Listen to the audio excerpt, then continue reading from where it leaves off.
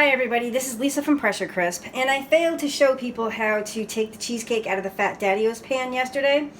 So I'm going to do that right now. Just a quick video to show you how to take it out of the pan, as well as take it off the flat part and remove the parchment paper. Okay, so let's just get started. This is the 6" by 3" cheesecake. It's not going to fall out, but I just want to show you. That's the opening right there. That's the removable bottom area right there. So what I'm going to do is just take a canned good. This just happens to be refried beans.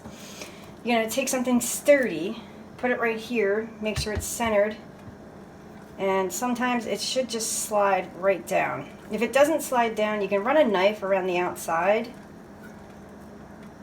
or you can just heat it up just a little bit, like with a kitchen torch.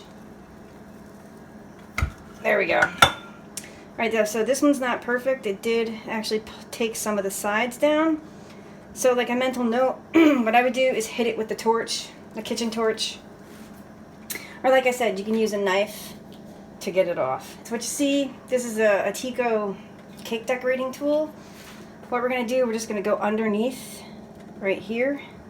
Let me put it down so it's a little bit more stable. There we go.